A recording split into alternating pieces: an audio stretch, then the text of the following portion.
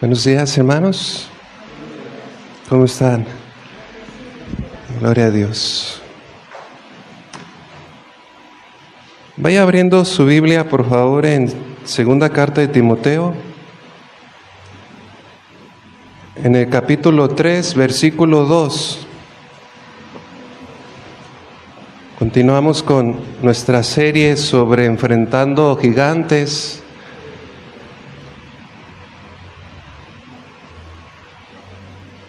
Y el día de hoy nos vamos a enfrentar al gigante más difícil de vencer, pero también el más querido por nosotros. Segunda de Timoteo 3, verso 1, dice la palabra de Dios: también debes saber esto, que en los postreros días vendrán tiempos peligrosos, porque habrá hombres, ¿qué dice allí? ¿De quién? De sí mismos. Este gigante, hermanos, que nos vamos a enfrentar es nuestro gigante. ¿Y por qué es nuestro gigante? Porque somos nosotros. Y como somos nosotros, no tenemos muchas ganas de vencerlo. Al contrario, lo amamos tanto, lo queremos tanto. A ver, hágase así.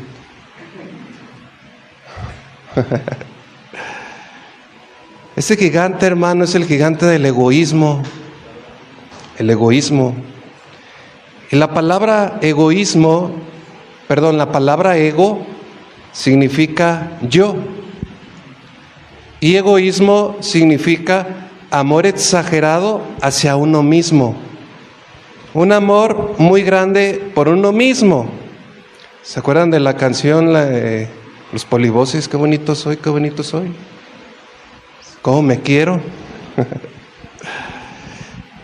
Nos amamos tanto, hermanos. Nos amamos tanto que este gigante nos lleva muchas veces a menospreciar a los demás. Y no tomamos en cuenta sus necesidades, sus problemas. Este gigante del egoísmo nos lleva a no tomar en cuenta el dolor de las necesidades de nuestros hermanos, de nuestros mismos familiares, y muchas veces de todo lo que hay a nuestro alrededor. Inclusive nosotros mismos como cristianos somos muy dados a ser egoístas y no nos permite ver las necesidades de entre nuestros hermanos en Cristo. Pero ¿cuántos saben que este gigante debe morir? Pero como el problema es que soy yo, es mi egoísmo, pues por esto nos cuesta mucho. Y no podemos vencerlo porque soy yo. Es como cuando quieres golpear a alguien y terminas acariciándolo o sobándolo. Y así somos nosotros. Y ponemos pretextos como, ay, no soy tan malo. Estoy mejorando, ya no soy el mismo que antes. Pero este gigante, hermanos, debe morir, porque es destructivo. Produce cosas que no tienen nada que ver con la vida en Cristo. Es contrario, es la antítesis de la vida cristiana. Y la Escritura nos llama a humillarnos. Esa es la principal medicina del egoísmo, la humildad. La humillación. ¿Cuántos de ustedes cuando se enferman y el doctor les receta inyecciones, cuántos de ustedes no se las ponen? Claro, como nos duele, ¿verdad? Pero son muy necesarias las inyecciones para sanarnos. En este caso, hermanos, debemos humillarnos para quitar nuestro ego. Porque el ego, hermanos, produce autosuficiencia. Y la autosuficiencia es destructiva porque produce soberbia. Y sabemos que los soberbios que resisten a Dios, el Señor los va a cortar y da gracia ¿a quién? A los humildes. Pero este gigante, el gigante del ego, no le da la gloria a Dios. Por eso tiene que morir. Y siendo el egoísmo un amor exagerado por nosotros mismos y por nuestras cosas, eso nos lleva a llevar una vida de falta de misericordia, una vida de falta de perdón, una vida que no es agradable delante de nuestro Señor Jesucristo. Por eso es que este gigante debe morir, pero como soy yo, nos cuesta. ¿Cuántos de ustedes, levante su mano, cuántos de ustedes quieren irse al cielo? Todos. Ahora, ¿cuántos se quieren morir?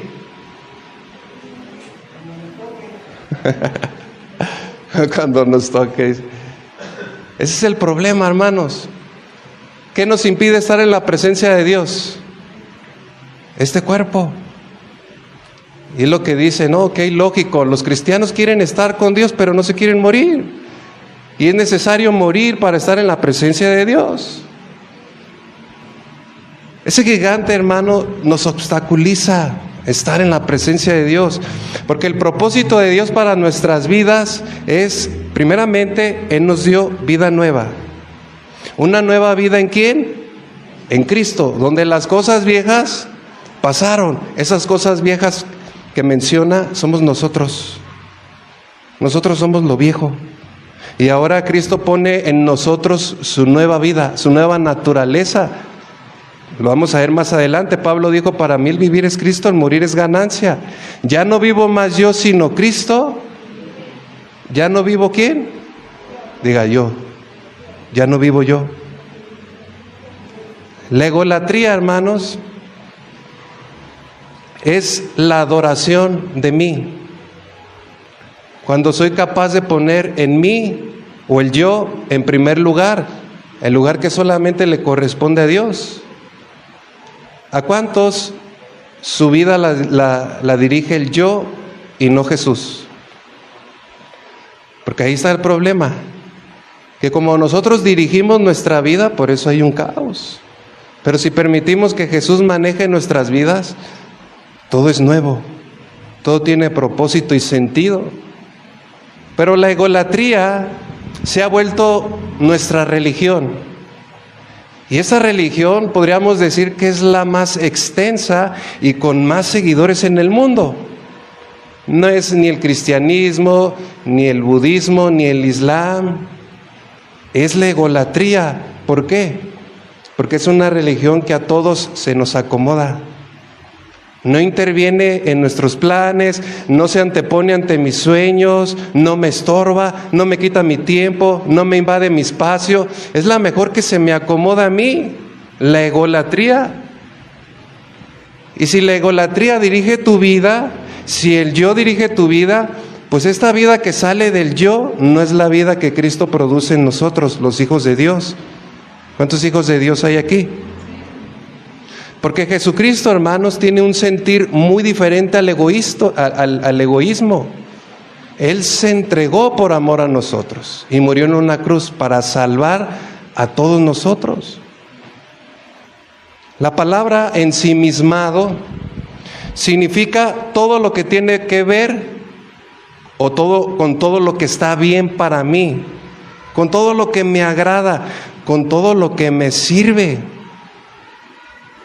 Pero este gigante debe morir.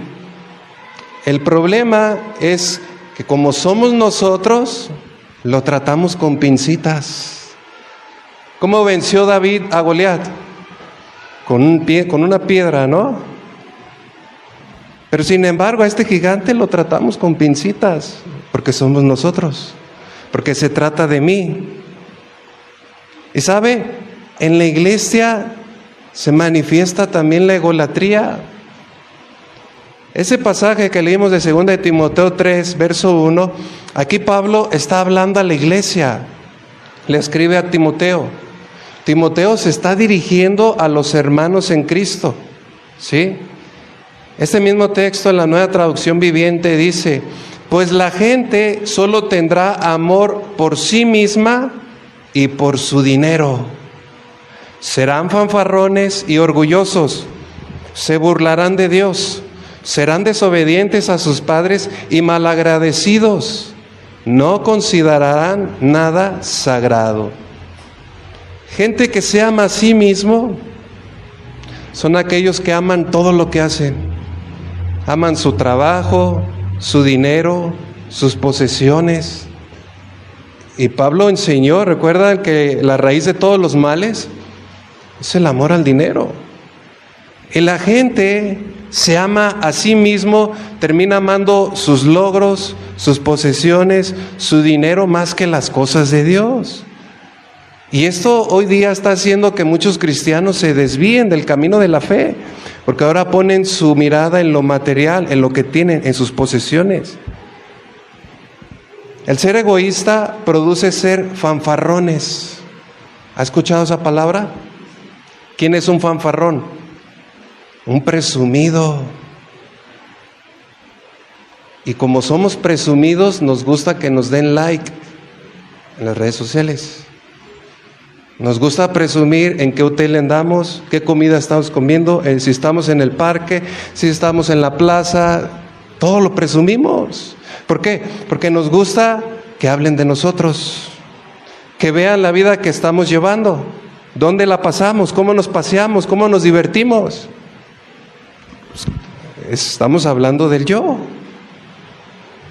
Eso reproduce egoísmo. Pregunto, ¿todo eso debería existir en la vida cristiana? No, ¿por qué? Porque produce orgullo. Y el orgullo es otro gigante que nos tenemos que enfrentar sí o sí. También produce escarnio. Esa palabra se traduce por burlarse de Dios. Pisotean la verdad, la santidad. Y luego dice deslealtad a los padres. ¿Cómo están los jóvenes en cuanto a la obediencia a sus padres? La desobediencia, el menosprecio hacia la autoridad, todo eso no tiene nada que ver con la nueva vida en Cristo. No se considera nada consagrado, apartado para Dios. Utiliza pretextos como: no debemos ser tan religiosos. Tenemos la libertad en Cristo. Somos libres. El problema es que esa libertad la convierten en libertinaje y le dan lugar a la carne, a los placeres. En el verso 3 dice: sin afecto natural, implacables, calumniadores, intemperantes, crueles, aborrecedores de lo bueno. Esa palabra sin afecto natural habla que no amarán ni perdonarán a los demás. Habla de un amor egoísta, donde primero se pone uno por encima y a los demás los pisotea.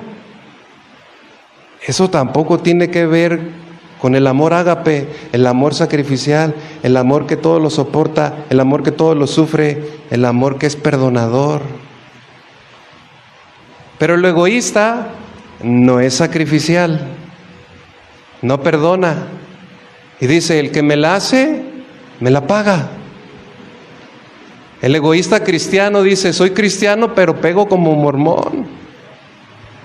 Luego dice: calumniadores. No tienen ningún problema con hablar mentiras de los demás. Y es que como se ama mucho, se cree superior y pisotea a los demás. Y sabe, inclusive dentro de la iglesia hay quien puede sentirse más espiritual que otros y hacer comentarios que menosprecian a los demás, a los que apenas andan allí en las luchas y las pruebas. Pero todo eso, hermanos, tiene que morir. Después dice intemperantes, que habla del temperamento. ¿Cómo estamos en cuanto a nuestro temperamento? La Escritura dice que debemos tener dominio propio, pero parece que muchos tienen demonio propio, porque tienen un temperamento. La Biblia dice, hermanos, que Dios nos ha dado espíritu, nos ha dado dominio propio. para que podamos hacer las cosas conforme a la voluntad de Dios, no dominados bajo nuestros instintos naturales, carnales, humanos. Más adelante dice, crueles. Muchos tienen un comportamiento muy feo, pero se dicen ser cristianos y quieren ir al cielo. Aborrecedores de lo bueno, es decir, odian lo que es bueno. Después dice, traicionarán a sus amigos. El egoísta no tiene ningún problema con quedarse sin amigos. Y si se peleó con su amigo, termina diciendo, no, yo merezco tener mejores amigos. Egoístas. Ninguna de esas características, hermanos, deben de estar en nosotros como hijos de Dios. Luego dice, serán imprudentes. ¿Cuántas veces hemos sido imprudentes con nuestros malos comentarios, con nuestras malas actitudes? Y eso termina lastimando la vida de los demás. Serán llenos de soberbia. Esto hace el egoísmo. El egoísmo dice, no necesito a Dios, no me hace falta. Y se resiste a la autoridad de Dios. Después dice en el verso 4, y amarán el placer. Es decir, me merezco este viaje, me merezco esta comida, me merezco ver mi serie, me merezco desvelarme y ver toda la noche de películas, me merezco el día de hoy no trabajar, me merezco, amadores del placer. Y aman más estar en su comodidad que en lugar de amar a Dios. Todo esto, hermano, es una descripción de lo que es el egoísmo y hacia dónde nos conduce. Pero repito, ese gigante debe morir, porque es contrario a la voluntad de Cristo. ¿Cuál es el propósito de Dios para nuestras vidas? Si usted recuerda desde el principio, desde el Génesis, ¿para qué Dios creó a Adán y a Eva? Para tener comunión con ellos, para que Adán reflejara la gloria de Dios, para que señorease sobre los peces, sobre los animales, sobre el campo, sobre la tierra, y al hacerlo representaría a Dios. Por eso dice la Escritura que fue creado a su imagen y a su semejanza. Pero desde el día que Adán y Eva pecaron, en ese momento esa comunión se rompió. Le dieron lugar a la desobediencia. Por causa de su pecado, su consecuencia fue que murieron y esa comunión se vio rota. Y por eso, hermanos, comienza la egolatría. Y esto lo vemos en Génesis capítulo 11, verso 4. Vean, y dijeron, vamos, note esas palabras, edifiquémonos una ciudad y una torre cuya cúspide llega al cielo, y hagámonos un nombre por si fuéramos esparcidos sobre la faz de la tierra. Note que estos están hablando a sí mismos. Primero dice, hagámonos un nombre, hagamos una torre que llegue hasta los cielos. Es decir, no tomaron en cuenta a Dios. No necesitamos a Dios para llegar al cielo. Y si somos borrados de la faz, nos van a reconocer por nuestro nombre, robándole la gloria que a Dios le corresponde. Ahí está el egoísmo, haciendo su propio monumento. Pero este no es el propósito de Dios, hermanos. Cuando Cristo vino, al morir en la cruz, Él nos reconectó con esa comunión. Él quitó el pecado, el alma se vuelve a alimentar de Dios, pero todavía tenemos un problema, ¿sí o no? Y ese problema es que aún hay en nuestro corazón inercia hacia el pecado. Porque el alma tiene vicios, la carne tiene vicios, nuestros pensamientos están corrompidos. Y aunque somos cristianos y experimentamos la obra, las maravillas del Señor, aún nos inclinamos a ser egoístas. Por eso en Filipenses 3, verso 3 dice: no sean egoístas, ni traten de impresionar, ¿a cuántos? ¿Qué dice ahí? Ni traten de impresionar a nadie. ¿De qué trata la vida hoy, hermanos? ¿De qué trata? De que todo mundo me vea, de que todos me aprecien, de que todos vean lo que estoy haciendo. Pero el texto dice: sean humildes. Este es el antídoto a la soberbia, al egoísmo, la humildad. Pedro dijo que debemos humillarnos bajo la poderosa mano de Dios, y en su tiempo Él nos va a exaltar, nos va a establecer, nos va nuevamente a establecer en ese propósito que glorifica, que agrada a Dios. Por eso el texto dice en la última parte, en el verso 3, considerando a los demás como superiores a ti mismo. Esa es la clave, hermanos. Eso significa ser humildes. Considerar a los demás como superiores a nosotros mismos. Y esto es lo que Dios quiere en nosotros. Que el que tienes adelante, que el que está a un lado de ti, reconozcas que es mejor, que es más valioso. Debemos reconocerlo y no ser egoístas. En el verso 4 ahí de Filipenses, yo le estoy leyendo en Nueva Traducción Viviente, dice: no se ocupen solo de sus propios intereses. En cambio, el egoísta dice: primero yo, después yo, y si sobra algo, yo me lo llevo. Sino también procuren interesarse con los demás. Debemos interesarnos por las necesidades de los demás. Basta con ver a nuestro alrededor para darnos cuenta cuánta gente necesita.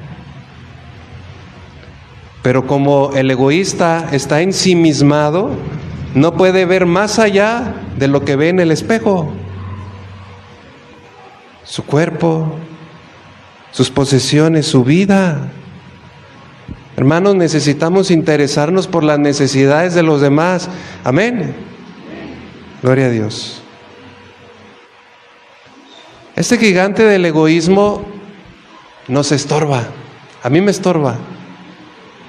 Y por eso debo quitarlo. Y como ese gigante soy yo, nos cuesta.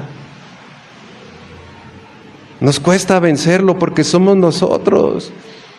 Porque podríamos decir: ay, es que es tan lindo, es tan guapo, es tan inteligente, todo le sale bien. Otros se escudan, ¿verdad? No, ya va mejorando, ya tengo cosas buenas, ya voy cambiando, ya casi no veo cosas en el celular. Pero el yo no tiene remedio, hermanos. No podemos hacer nada por él. El yo tiene que morir. Dios no vino a restaurarnos como si fuésemos o si nos metiera un taller de hojalatería y pintura para hacer una nueva versión de ti. No. Él no vino a mejorarte, hermano. Él vino a darte nueva vida. Pero para recibir la nueva vida, primero debes morir. Y no hay de otra. No hay más. Es necesario que esto corruptible, dice Pablo, se vista de incorruptible, de algo nuevo. Porque esto corruptible, esto que se corrompe, este cuerpo que se está echando a perder, esa es la realidad, está corrompido por causa del pecado. Y la corrupción no va a entrar en los cielos. Este cuerpo, hermanos, por ahora nos impide. Pero sin embargo, Jesucristo, hermanos, nos dice, vístanse del hombre bueno.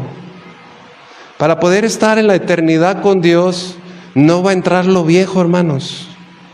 Va a entrar lo nuevo. Y eso nuevo solamente es la vida en nuestro Señor Jesucristo. La misma persona de nuestro Señor Jesucristo morando en ti y en mí. Es por eso que este gigante nos ha hecho mucho daño, nos ha robado tanto. Y si no lo dejamos clavado en la cruz, nos puede inclusive hasta hacernos desviar y arrebatarnos la herencia que tenemos en Cristo. ¿Cómo es que acabamos con ese gigante? En el verso 5 dice, Filipenses 2:5, tengan la misma actitud que tuvo Cristo Jesús. Reina Valera, el mismo sentir. Haya pues en vosotros el mismo sentir que hubo en Cristo Jesús, que aunque era Dios, no consideró el ser igual a Dios como algo a lo cual, ¿qué dice ahí? ¿A qué? Aferrarse. Hermano, pensemos por un momento, ¿a qué cosas te estás tú aferrando? Muchos se aferran a su pecado y no lo quieren dejar. Muchos se aferran a sus deseos, a su ego. Pero necesitamos imitar las actitudes de Jesús. Él no se aferró. En cambio, renunció a sus privilegios divinos. ¿Cuántos están aquí? ¿Cuántos están dispuestos a renunciar a sus privilegios? A renunciar a lo que tienes. De eso trata, hermano, la vida del cristiano. Renunciar a nosotros mismos, negarnos a nosotros mismos. ¿Se imagina usted el privilegio de nuestro Señor Jesucristo?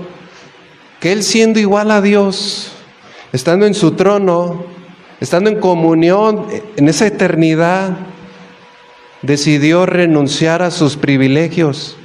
Tomó forma de siervo de hombre, es decir, como un esclavo. Él no fue egoísta.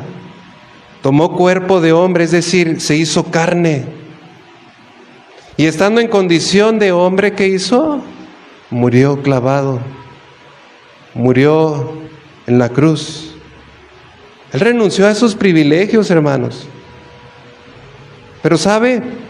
Ahora, por medio de su muerte en Jesús, Él nos ha dado el privilegio de gozar esta herencia, esta eternidad, esa comunión eternamente en los cielos. Pero nosotros renunciamos a todo lo que Dios nos da porque nos aferramos a lo que tenemos aquí en la tierra. Por eso, hermanos, este gigante debe morir. ¿Cuántos tienen un Señor en su vida? ¿Cuántos? Solo 2. Si Jesús es el Señor de tu vida, entonces ¿qué somos nosotros? Los esclavos. Y si somos esclavos, Jesucristo dijo, ¿por qué me llamáis Señor, Señor?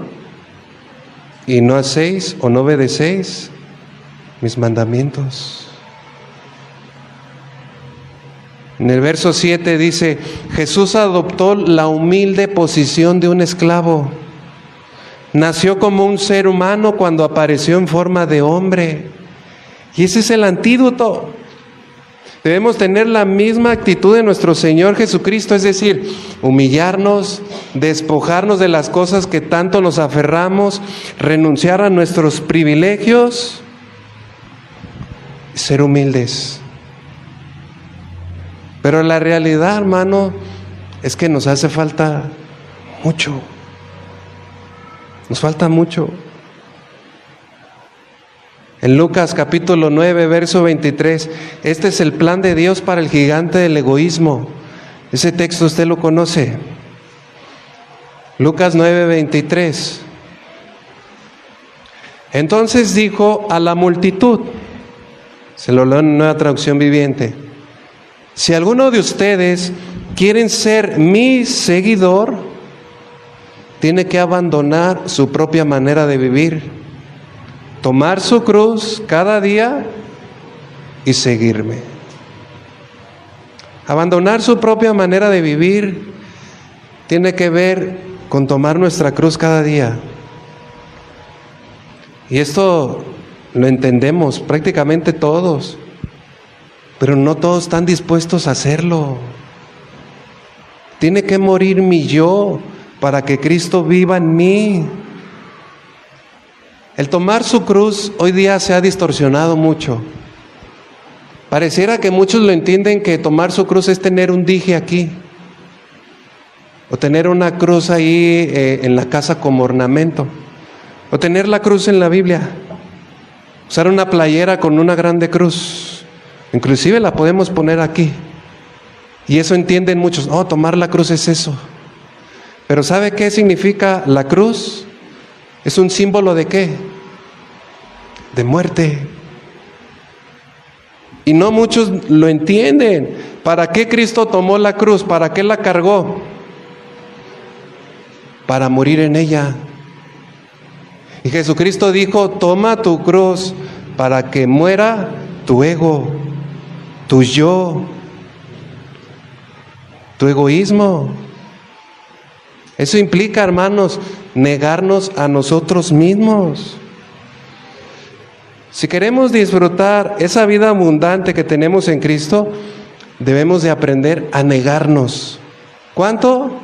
Todo, en todo. Negarnos a nosotros mismos es dejar de aprender a dejar de pensar en nosotros. ¿Qué pasaría si como varones dejáramos de pensar en nosotros mismos y pensáramos más en nuestra esposa y en nuestros hijos? ¿Qué pasaría? Esa es la hermana. ¿Qué pasaría si los hijos dejaran de pensar en sí mismos y pensaran en sus padres o esposas? ¿Qué pasaría si dejaran de pensar en su comodidad y se preocuparan por las necesidades de su casa? ¿Qué pasaría? Si dejamos de pensar en nosotros mismos, ¿saben? Ya no exigimos derechos, ya no exigimos que nos sirvan. Ahora buscamos hacer la voluntad de Dios. Y Cristo en la cruz, Él hizo la voluntad de Dios. Él completó la obra y al final Él dijo: consumado es. He cumplido, está hecho. Hice lo que tenía que hacer. Pero el yo le cuesta hacer la voluntad de Dios. Por eso tiene que morir. Si el yo no es destruido, vamos a vivir en una constante autosuficiencia, un orgullo. Y peor, si el yo no muere, inclusive hasta puede ser educado. Puede aparentar una vida de piedad, quizás levanta las manos, aprende un lenguaje cristiano, pero no está muerto. Sigue vivo, sigue coleando, sigue pensando en sí mismo. El alma, fíjese, puede llegar a comportarse como espiritual, pero nunca va a poder producir vida. Porque para producir la vida del Señor necesitamos morir. Y ese es el peligro que corremos, que se puede ver una nueva versión moralista y religiosa del yo pecador. Y en Romanos 6, verso 3, aquí Pablo nos da un claro ejemplo. Romanos 6, 3 dice: ¿o acaso olvidaron que cuando fuisteis unido a Cristo Jesús en el bautismo, nos unimos a Él en su muerte?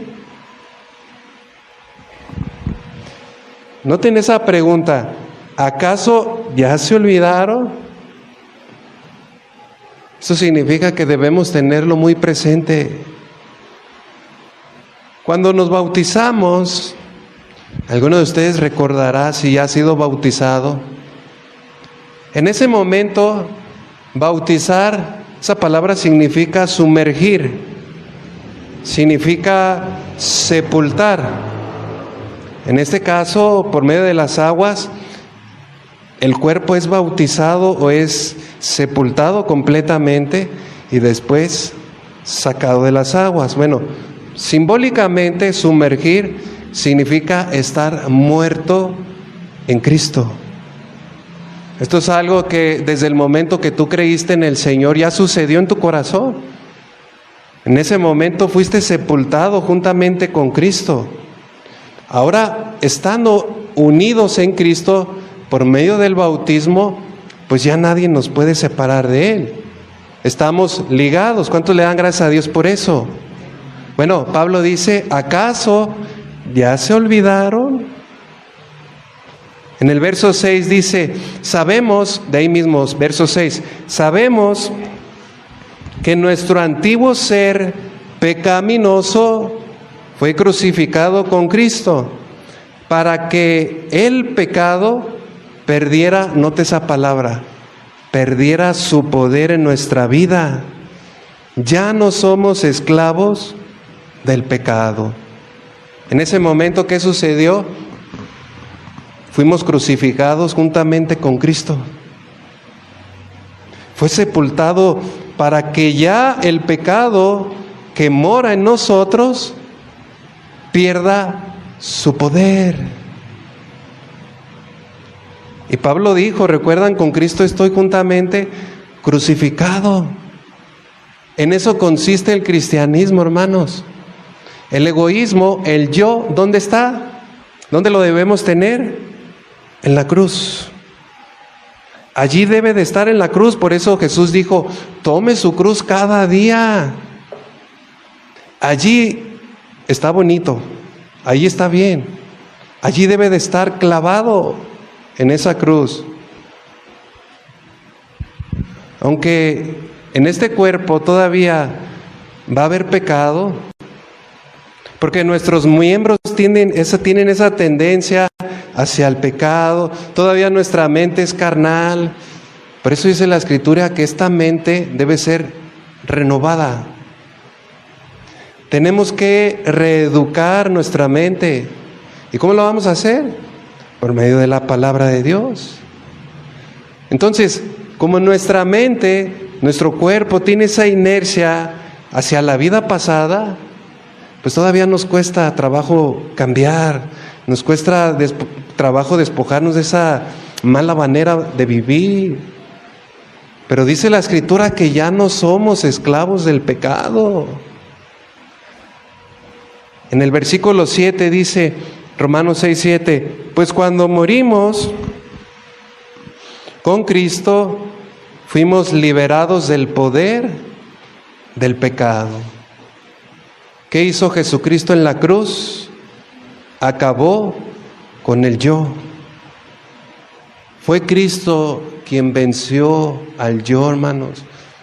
Por eso tú y yo no podemos vencerlo. Ese gigante, hermano, no lo vences tú. Debes de entender que Jesucristo en la cruz ya lo venció. Pero lo único que tú necesitas es creer en el Señor, creerle a su palabra y ser regenerado.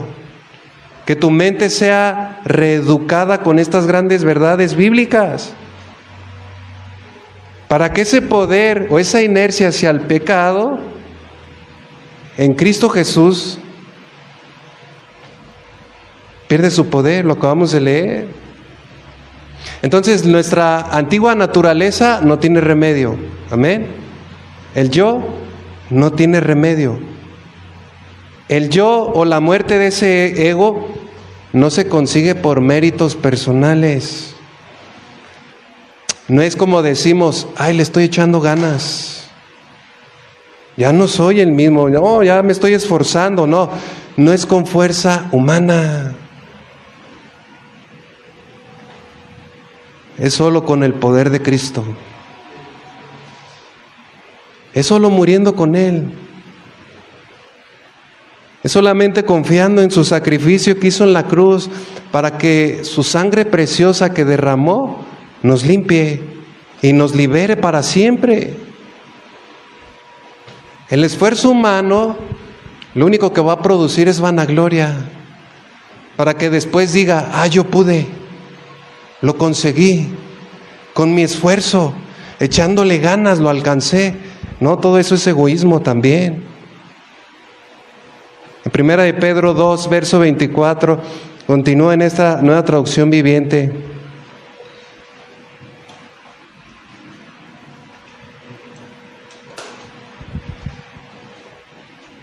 Dice, Él mismo cargó nuestros pecados sobre su cuerpo en la cruz, para que nosotros podamos estar muertos al pecado y vivir para lo que es recto.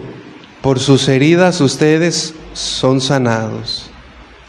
Eso es lo que se profetizó de Jesús en Isaías 53, cuando dice que el pecado de nosotros fue sobre Él, el castigo de nuestra paz fue sobre Él, y por sus llagas o por sus heridas nosotros fuimos sanados, fuimos curados.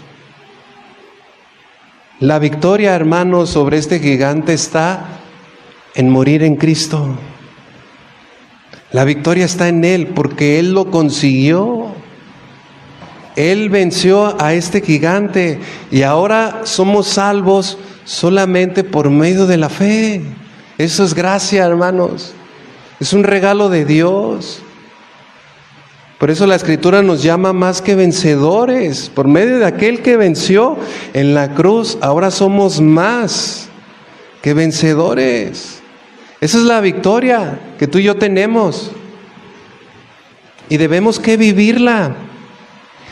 En Gálatas 5:24 dice, Gálatas 5:24, los que pertenecen a Cristo Jesús han clavado en la cruz las pasiones y los deseos de la naturaleza pecaminosa y lo han crucificado allí. Han crucificado su carne y sus deseos. ¿Cuántos están aquí en Cristo Jesús? ¿Dónde está tu carne? En la cruz.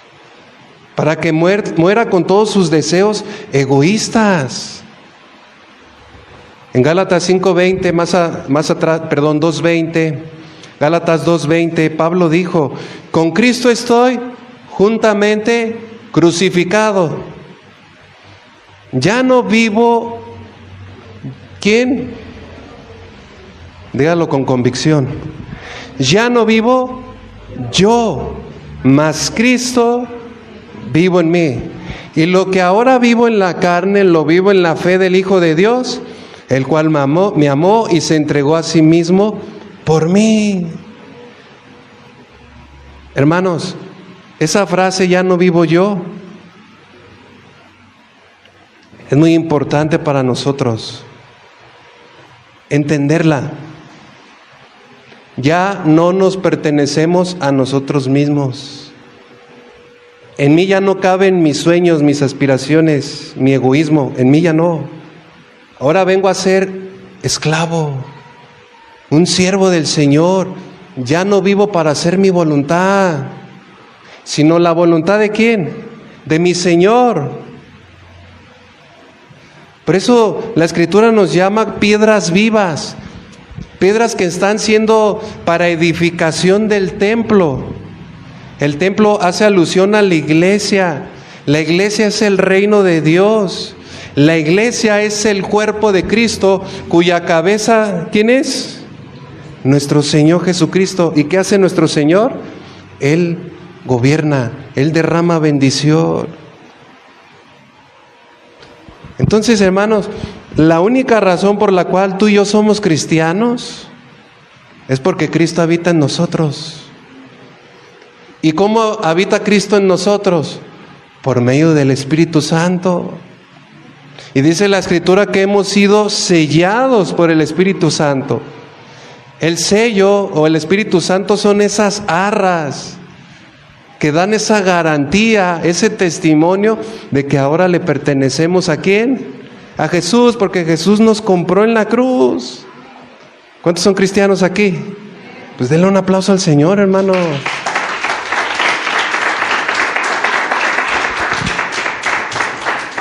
En Romanos 6, verso 4 dice, Romanos 6, 4, pues hemos muerto y fuimos sepultados con Cristo mediante el bautismo. Fíjese, hermano, todos hemos sido testigos cuando muere un ser amado. ¿Qué hacemos? Vamos al funeral, del funeral se dirigen al panteón, hay tristeza, hay dolor, se despiden del muertito, lo entierran. Pero cuando la gente regresa a su casa, ¿qué pasa? ¿Se trajeron al muertito? O sea, fueron, lo llevaron, lo metieron, pero lo volvieron a sacar y se lo llevaron a su casa. ¿Eso hicieron? Hermanos, ¿cuántos aquí ya sepultaron lo viejo? ¿O todavía lo tienen aquí? Hermanos, debemos despedirnos de ese gigante. Adiós, hermano Marcos, que te vaya bien, estoy mejor sin ti. Adiós. Tenemos que despedirnos de lo viejo para que Cristo pueda reinar y gobernar en nuestra vida y podamos disfrutar esa nueva naturaleza. Necesitamos despedirnos del yo, del ego. Porque aunque la Biblia habla de una nueva resurrección, esto se refiere a una nueva vida regenerada en Cristo, no por nuestras obras, porque recuerde que somos hechuras suyas, somos regenerados por medio de Él. Él lo hizo, hermanos. Y tal como Cristo fue levantado, en Romanos 6:4 dice, y tal como Cristo fue levantado de los muertos por el poder glorioso del Padre, ahora nosotros también podemos vivir una vida nueva. Ahí está, hermanos, podemos vivir una vida nueva. Una vida nueva donde disfruto estar en comunión con Dios. Una nueva vida para darle gloria a Dios. Por eso la Escritura nos llama santos. Y nos dice que seamos santos en toda nuestra manera de vivir. Entonces, ¿por qué muchos dicen, no, eso es imposible? ¿Quién puede vivir santo en toda su manera de vivir? No. Lo que este texto enseña, hermanos, es que ahora el que es 3 veces santo viene a morar en nosotros. Por eso nos llama santos. ¿Cuántos tienen el Espíritu Santo en su corazón? Y ahora vivimos guiados por el Espíritu Santo y no satisfaciendo los deseos de la carne.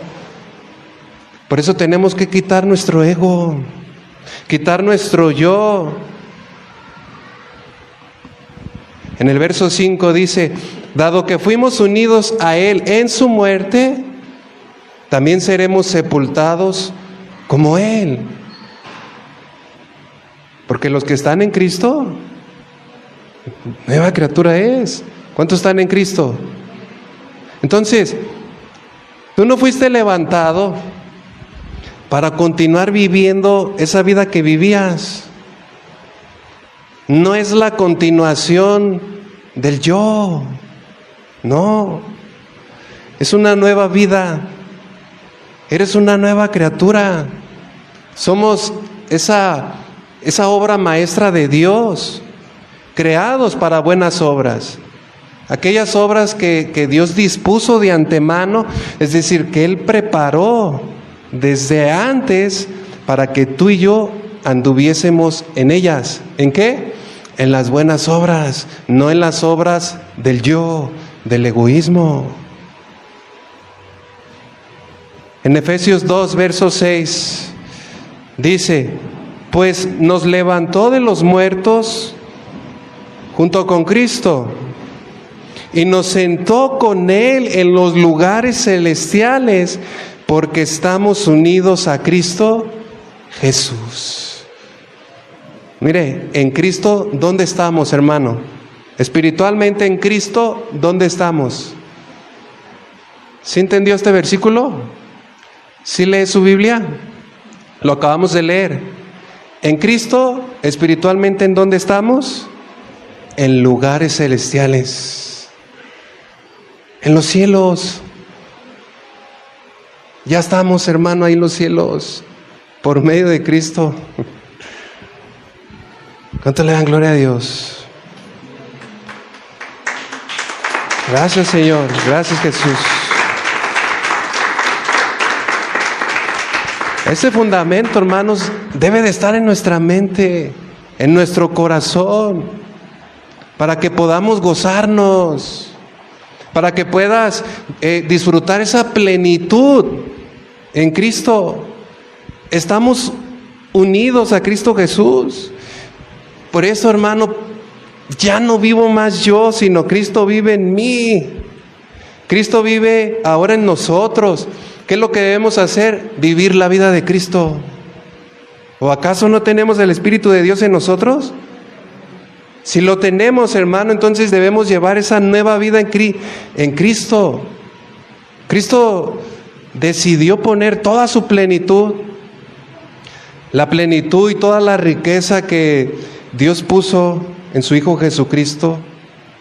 Cuando dice que toda plenitud, toda riqueza, todo reino fue puesta en la imagen, en la persona de nuestro Señor Jesucristo.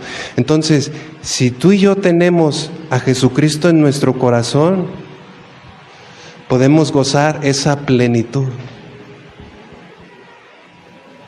Entonces ya no hay más tristeza.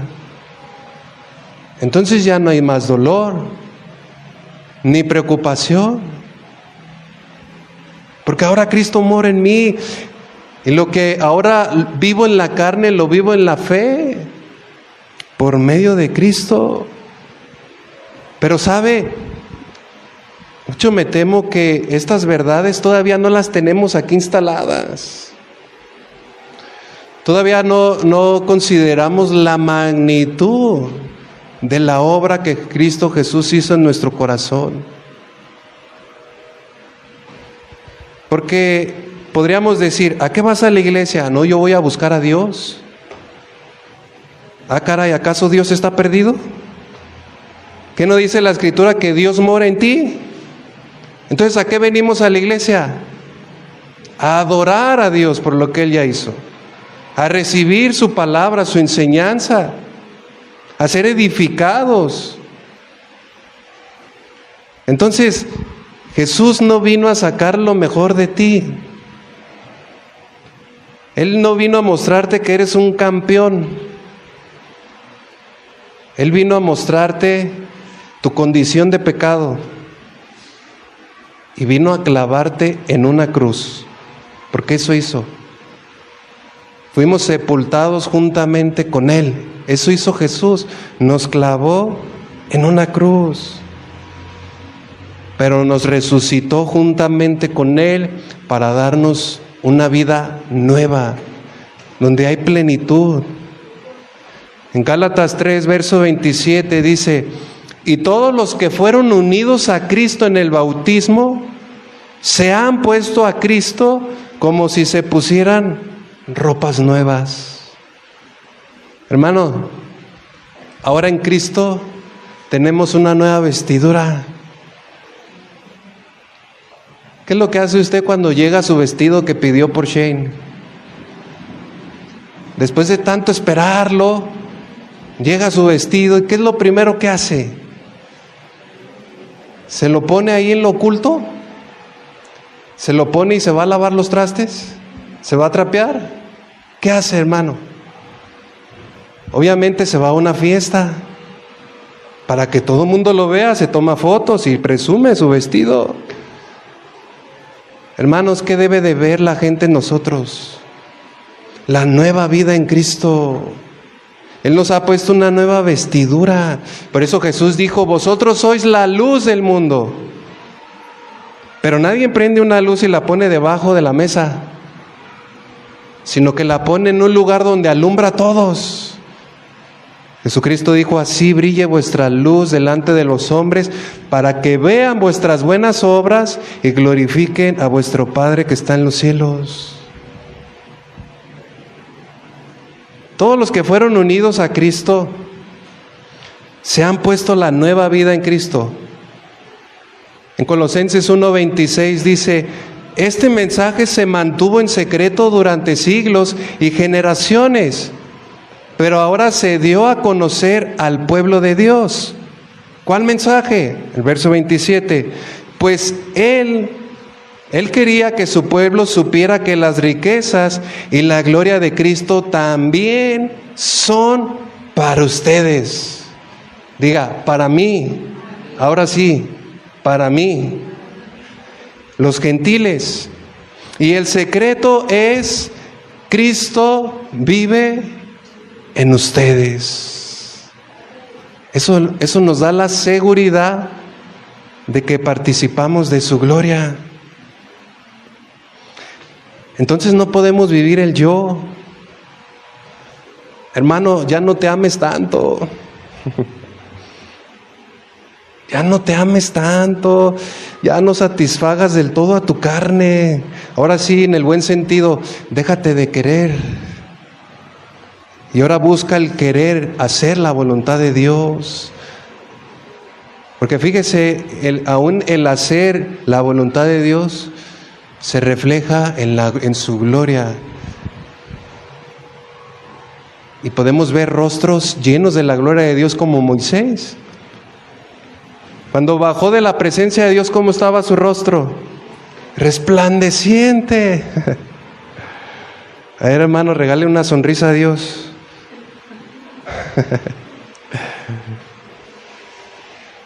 Que nuestra vida mejor refleje el carácter de Cristo. Hay veces que, fíjese,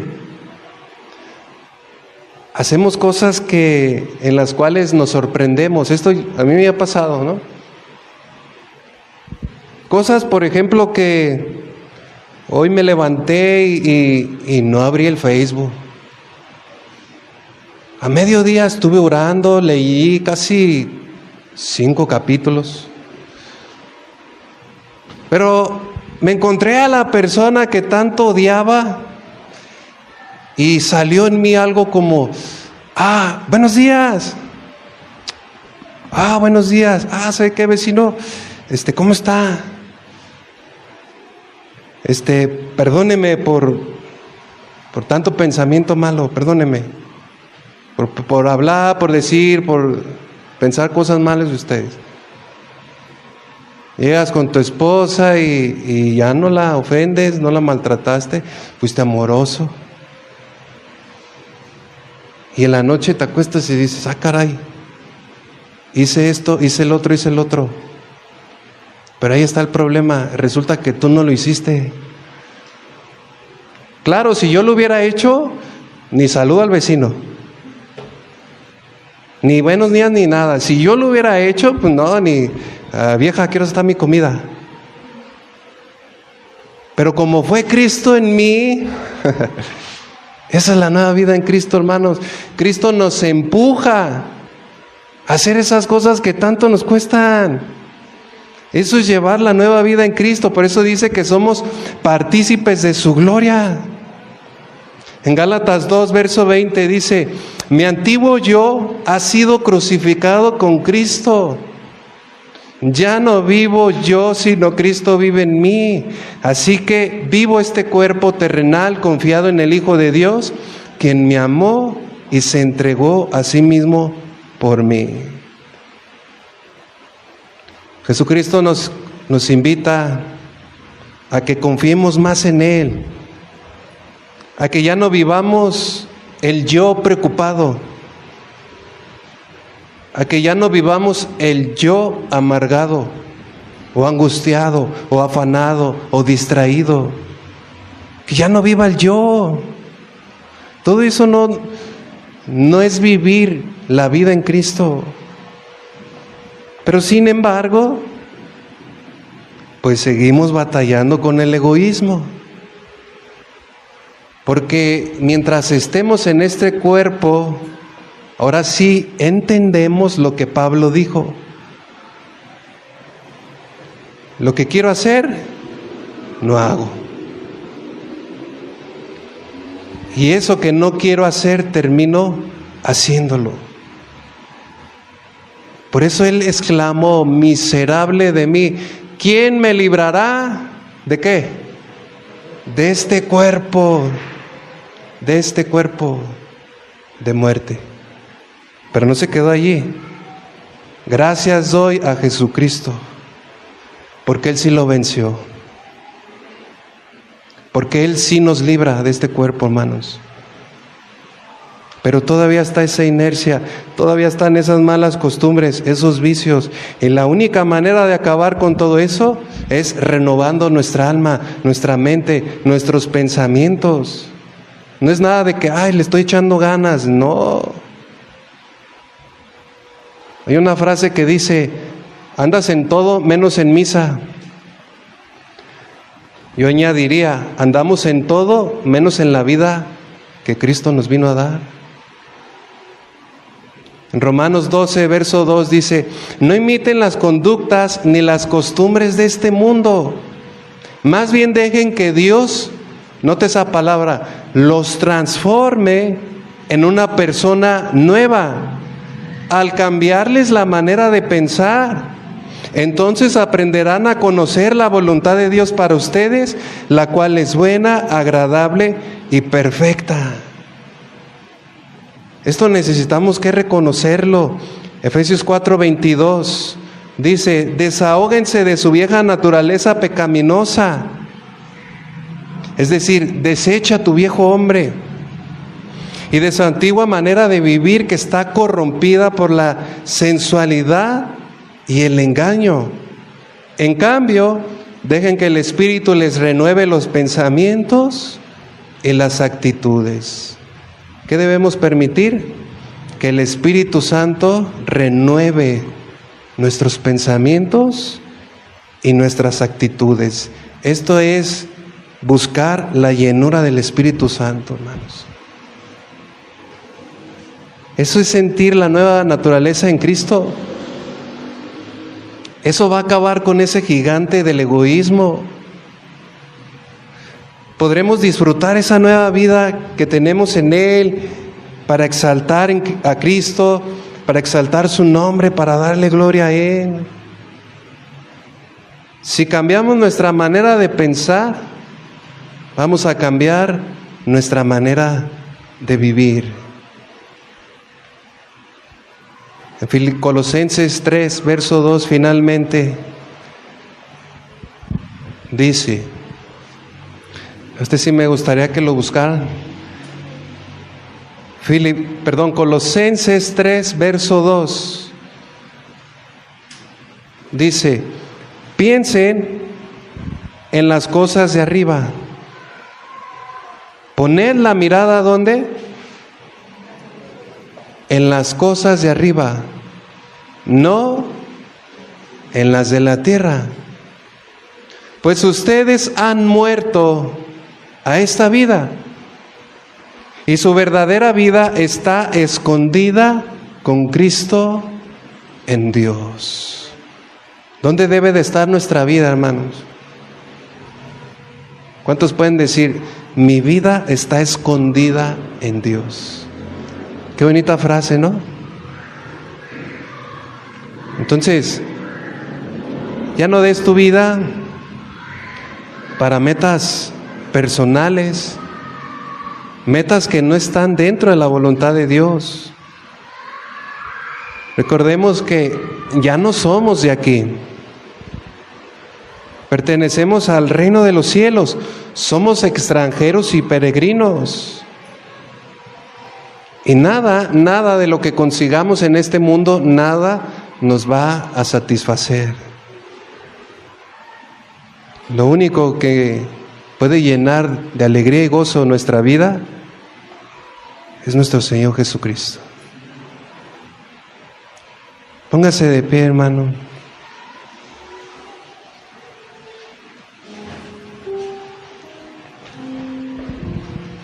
Pues ustedes han muerto a esta vida y su verdadera vida está escondida en Cristo, en Dios.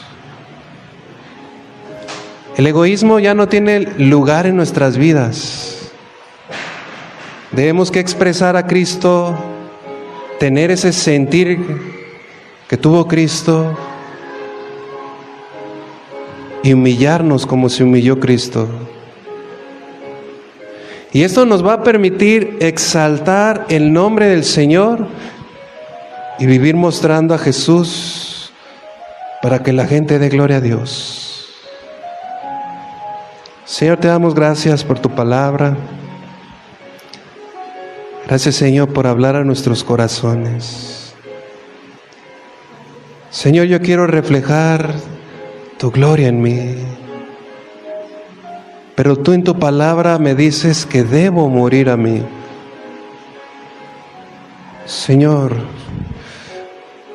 yo creo en tu obra poderosa que hiciste en la cruz.